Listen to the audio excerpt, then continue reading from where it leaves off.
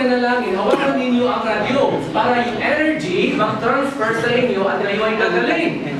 Ang tanong, bakit hindi yun ginawa ni Moses? Tama? Bakit hindi siya gumawa ng isang estatwa na ahas at kung sino ang may kinagat ay idingin niya na lang? Tama? Napansin niyo yung ginagawa nila sa Black Nazarene? Sa Feast of the Black Nazarene sa Quiapo? Ano ginagawa nila pag na-posisyon yun? Yung panyo, tinatapon nila, tapos pinapalit sa estatwa, and then, what do? They bring it home and pinapalit sa katawan nila. And they believe na gagaling sila, they will be blessed by doing that. Bakit hindi yun ginawa ni Moses? Sa Iloilo, I don't know, pero sa amin, pag sa aming barangay, sa Igbaras, pag may piyesta sa amin, ang pare, bago siya pumasok sa kapilya, ang mga matatanda ng kapila sa labas. At bago pumasok ang pare sa loob ng kapilya, may hawak-hawak siyang santo niño na maliit. Tapos tinatawag itong patapak. Tapos, ang mga matatanda, nilalagay ito sa ulo. Napansin niyo? Yes! That's true. Hindi ko alam sa Katagalugan kung meron pa yung ganyan. Inaapak yan ng pare. They believe by doing this na healing, yes! Bakit hindi yung ginawa mo? Yung patawag na yun. Bakit kung sino ang titigin doon, siya ang ligtas. And we have this one. This is Asclepius, the father of modern medicine. Have you noticed kung ano hinawakan niya? He's holding a rod with what? A staff. With snake. Yes. Napansin niyo si Hermes? Anong hawak ni Hermes? Caduceus, right? Anong meron sa Caduceus? Sa stick na to, sa magic wand ni Hermes. May snake na may pak. This is Greek mythology. Where do you think nila kukunin ang ganitong concept kung hindi galing sa Bible? That is the father of medicine, Asclepius, with stick ng snake. For them, a snake brings healing. This is international symbol of what? Of health. And also, saan natin makikita ito si Hermes? Mercury drug. Exactly! Sa Mercury Drug Store, ang gamot palaging bago, kaya ito'y inumin mo. At ikaw ay gagaling.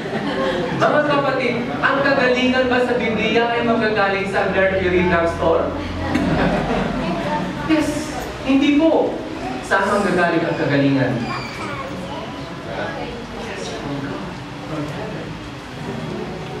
Nebuchadnezzar lifted my eyes to heaven at the end of the time. How long? How many years siya naging parang hayop? 7 years. After 7 years, he lifted his eyes to heaven and my understanding returned to me. Ang kanyang kulirat, ang kanyang sanity ay bumalik sa kanya at naging tao siya muli. And he blessed the Most High and praised God in heaven. Unto you I lift up my eyes, O you who dwell in the heavens, sabi ni David. Unto you I lift up my eyes, unto you who dwells in heaven. Sino ba nakapila sa langit? Mga kapatid.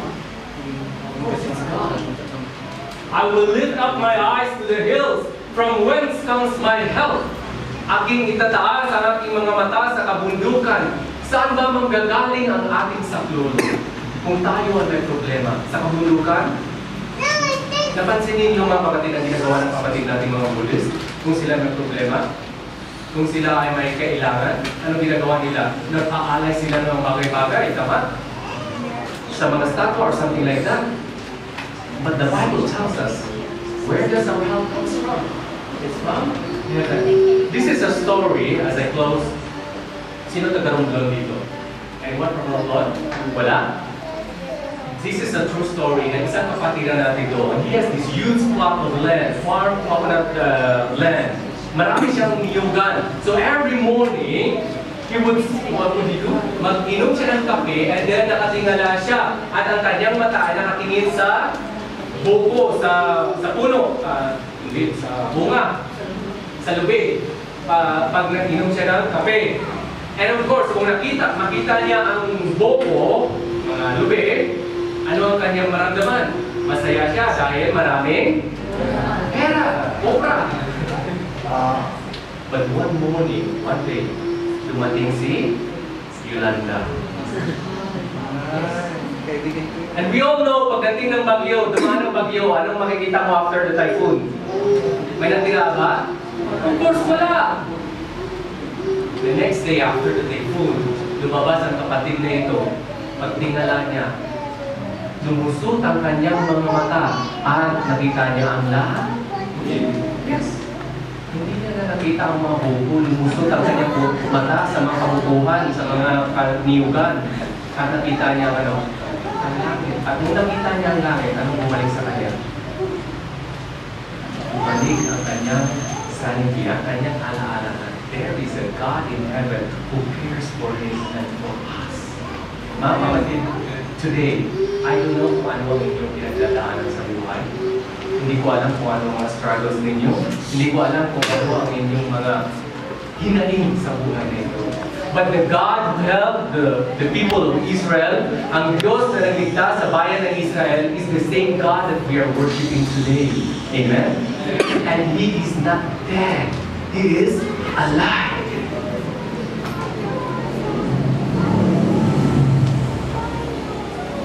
Looking unto Jesus, the author and finisher of our faith, who for the joy that was set before him endured the cross, despising the shame, and has sat down at the right hand of the throne of God. We should always look up to Jesus. And I think key text this morning, and as Moses lifted up the serpent in the wilderness, even so must the Son of Man be lifted up. But whoever believes in him should not perish, but have eternal life. And so, that is the message that I would like to share to you this morning about the bronze serpent. Simply lang mensahe doon, to adjust the eyesight to the people of Israel. Dahil humaba ang kanilang lakbayin, mga kapatid, anong nakita nila? Lalong naggalit sila dahil humaba ang kanila. Ang problema ay nakikita nila sa kalawakan, sa lupa. But God adjusted their eyesight through the bronze serpent to tell them that there is God in heaven who cares for them and also to us today. So my question that I'd like to leave to you today, ang gusto kong iwan sa inyo ngayong umaga nito, mga kapatid, sa ating paglabas sa building na ito, at kung ano man ang hamon ng buhay, are you going to look up?